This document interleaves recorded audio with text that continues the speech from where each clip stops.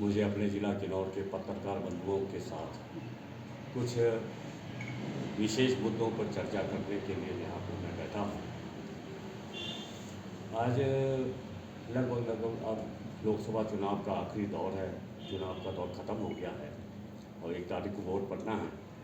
तो उससे पहले कुछ चीज़ें किन्नौर के लोगों के जानकारी के लिए कहना ज़रूरी, ऐसा मैं समझता हूँ। क्योंकि आज ऐसा लगता है कि राजनीति में एक बहुत बड़ी वैचारिक शून्यता आ गई है। वैचारिक धरातल पर जिन मुद्दों को लेकर के, जिन विषयों को लेकर के राजनीतिक पार्टियों को लोगों के बीच में जाना चाहिए, वो सब आज गौण हो गया है। तो अब मुद्दों से भटक करके व्यक्तिगत आरोप प्रत्यारोप, एक दूसरे के ऊपर लांछन लगाना, ये आज की एक राजनीतिक व्यवस्था है कहें या अनिवार्यता कहें, ये ऐसी बन चुकी है।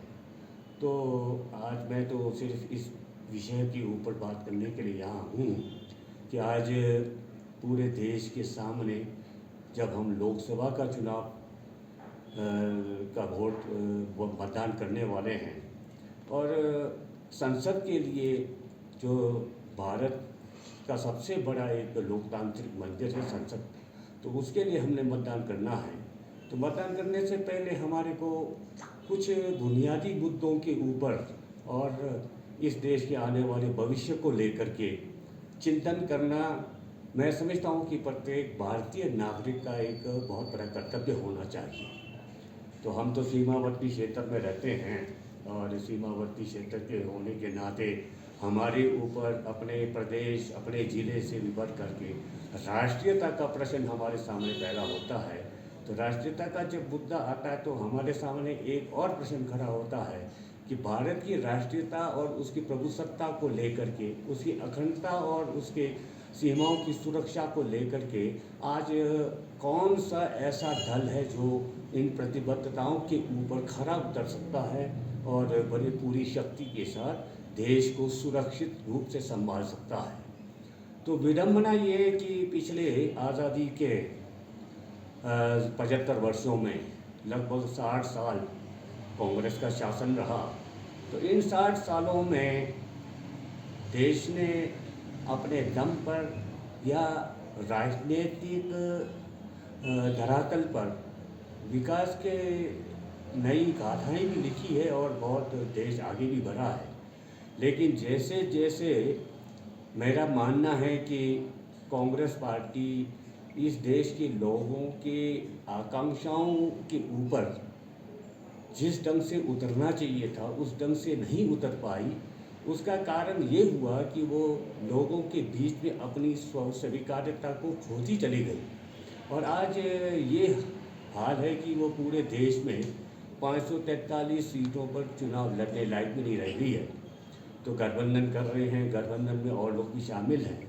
तो आज भारत में 600 से ज़्यादा राजनीतिक दल हैं। तो कुछ तो ऐसे भी बिल्कुल नाम के दल हैं। तो इन 60 वर्षों में जब कांग्रेस ने शासन किया, अगर इनकी योजनाएं ठीक होती, इनका कार्यक्रम ठीक होता, बहुत दीर्घकालिक भविष्य के लिए सोच करके कार्यक्रम लेकर के चलते, आपस में ये नहीं लड़ते, कई टुकड़ों में नहीं बांटती, तो आज ये जितने भी राजनीतिक खरपतवार इस देश के अंदर पैदा हो गया है, कोई समाजवादी पार्टी के नाम पर, कोई तृणमूल के नाम पर, कोई केजरीवाल के नाम पर, कोई छोटे मोटे और दलों के नाम पर, तो ये जो है तो आज इतना जो खरपतवार रीजनल पार्टियाँ, छोटी छोटी पार्टियाँ, ये आज तैयार नहीं होती, ये बनने का मौका ही नहीं मिलता। क्योंकि ये राष्ट्रीय परिप्रेक्ष्य में समग्र राष्ट्र का चिंतन लेकर के चलते तो सारे प्रांतों के विश्वास को जीत करके ये वो योजनाएं बनाते, तो इतने रीजनल पार्टीज़ का यहाँ पर वर्चस्व भारत की राजनीति में नहीं होता। देश में इस वक्त दूसरे दलों के भ्रष्ट लोगों को भारतीय जनता पार्टी के लोग एक एक करके अपने पार्टी में शामिल कर रहे हैं और जितने भी दूसरे दलों के कचरा हैं वो सब इस पार्टी में शामिल किया जा रहा है उन कचरों को। तो ऐसी क्या व्यवस्था है, पूरे दुनिया में सबसे बड़ी पार्टी है, तो आपको क्या मजबूरी है कि भाई जो दूसरे और छोटे मोटे दलों से जिनको वहाँ पर जो है तो कोई मौका नहीं मिला या जिन्होंने वहाँ अपने अपने पार्टी में रह करके कुछ ना कुछ गलत काम किया, कुछ ना कुछ उन्होंने कुछ ऐसे कांड कर रखे हैं जिस वजह से वो वहाँ पर जो है तो उनको निकाला गया है। तो ऐसे लोगों को क्यों भारतीय जनता पार्टी में शामिल किया जाता? पार्टी विद द डिफरेंस का वो एक नारा था पार्टी का, वो कहाँ चला गया? जो अपने आप को दुनिया से एक अलग अपने विचारधारा पर चलने वाली पार्टी, राष्ट्रवादी विचारधारा को लेकर के चलने वाली पार्टी, वो क्यों आज इस तरीके से भीड़ इकट्ठा कर रही है? जो दुनिया में और जिनको और पार्टियों में कहीं जगह नहीं मिलता है, वो सब घुस घुस करके भारतीय जनता पार्टी में शामिल हो रहे हैं। ऐसी क्या व्यवस्था है उनको? और पार्टी के अपने वरिष्ठ कार्यकर्ताओं की अनदेखी की जा रही है, उनको एक करके बाहर निकाला जा रहा है। ये कब तक चलेगा ऐसा? और निस्संदेह आने वाले कुछ वर्षों में, अभी 2, 4, 5 वर्ष का समय लग सकता है, ये भारतीय जनता पार्टी में बहुत बड़ी फूट होगी, ये आप मान करके चलिए। और ये पार्टी जो है तो टूट कर एक और बहुत बड़ा दल तैयार हो जाएगा, इसमें कोई दो शक की बात नहीं, कोई दो राय नहीं। जनहित का, राष्ट्रहित का मुद्दा कोई उठा करके राजी नहीं है, कोई बात करने के लिए तैयार नहीं है। अब तो एरिस्टोक्रेट पॉलिटिक्स चल पड़ा है। तो इसमें आम आदमी का, आम भारतीय का कितना भला होगा, ये सोचने का विषय है। और मैं आज मोदी जी ज़रूरी क्यों हैं, इसलिए प्रकाश डालना चाहता हूँ। एक तो सबसे पहला जो है तो ये है कि भी मुसलमानों की जो बढ़ती आबादी है, उसके लिए जनसंख्या नियंत्रण कानून लाया जाए, हमारा सबसे पहली मांग ये है। पॉपुलेशन कंट्रोल एक्ट लाया जाना चाहिए इस देश में। और जो एक्ट, ये जनसंख्या का जो कानून जो हिंदुओं के ऊपर लागू है, वो मुसलमानों पर भी बिल्कुल सख्ती के साथ लागू होना चाहिए।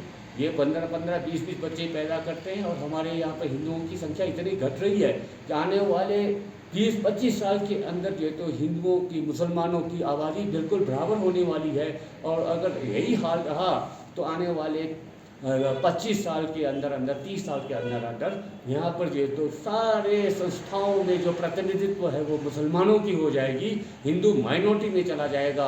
तब इस देश का क्या हाल होगा? इस देश में जो आज विकास की बातें, बेरोजगारी की बातें करते हैं, विकास और दूसरी बातें करते हैं। आप जिंदा रहोगे, आपका देश जीवित रहेगा, तभी विकास होगा ना। अगर आपका समाज और आपका देश ही खंडित हो जाएगा, यहाँ पर मुसलमानों का शासन हो जाएगा, तो आप किसके लिए विकास की बात करेंगे? आप बेरोजगारी की बात करते हैं। आज बैल बेच करके कार खरीदा जा रहा है, कृषि को चौपट किया जा रहा है, कृषि में आज बहुत हालत खराब है, लोग भूखे मरने के लिए तैयार हैं। तो ये स्थिति क्यों आई है?